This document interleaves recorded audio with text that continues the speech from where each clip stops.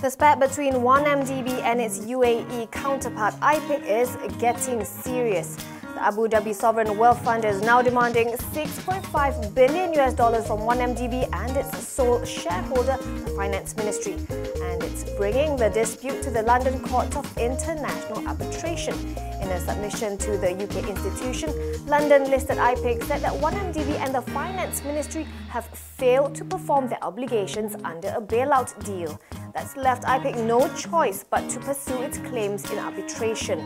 To recap, the IPIC 1MDB standoff started after the Abu Dhabi fund said it never got the $3.5 billion 1MDB supposedly paid its subsidiary Arbitration Investments.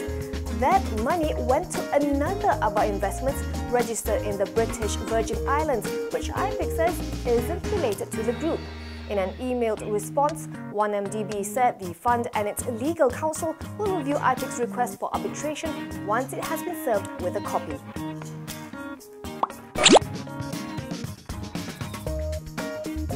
Meanwhile, Treasury Sec-Gen Irwan Seraga Abdullah says 1MDB's new board will meet for the first time this Thursday.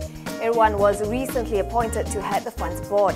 He says President Arul Kanda will be bringing the new board up to speed on the current situation. The board will then discuss what sort of measures to take to continue cutting 1MDB's massive debts and to implement the PAC's recommendations. Irwan was appointed to 1MDB after the Finance Ministry dissolved the advisory board headed by PM Najib.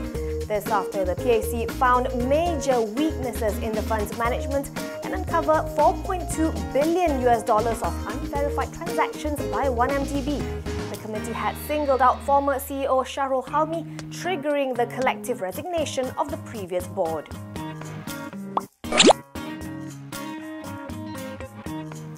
The new Proton Perdana was launched today and PM Najib is hailing it as a turning point for the ailing car maker.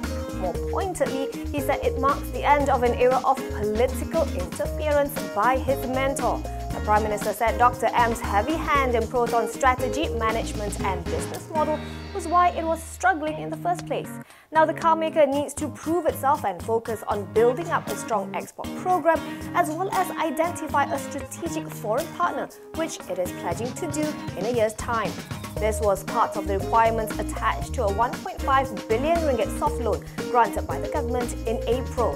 At its peak in 1993, Proton was the market leader, controlling 74% of the automotive pie. Today, it only holds 15% of the market, which means it has not only lost its top position to Perodua, it also has to face the humiliation of coming in third after Honda.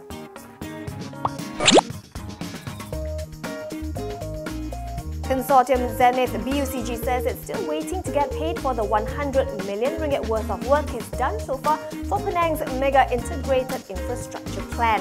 The consortium has completed 83% of its feasibility study for a proposed undersea tunnel linking Penang Island to the mainland.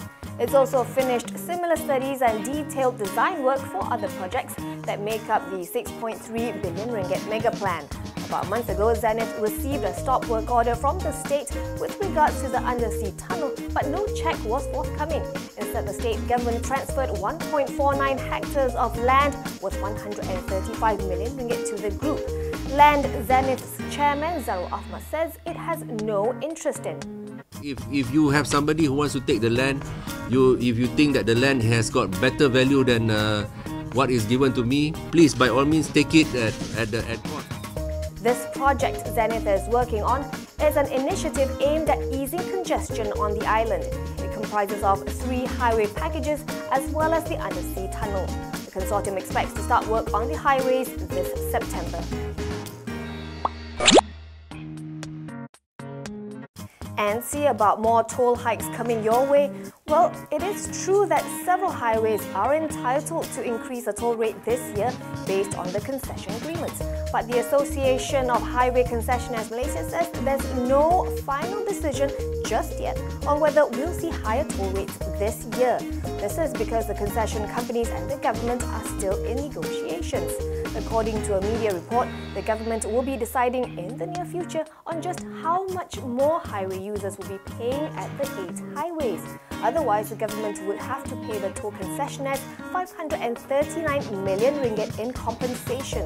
The highways that are due for toll increases this year include the LDP, Plus and Kesas, though the hike for the LDP was already implemented last year.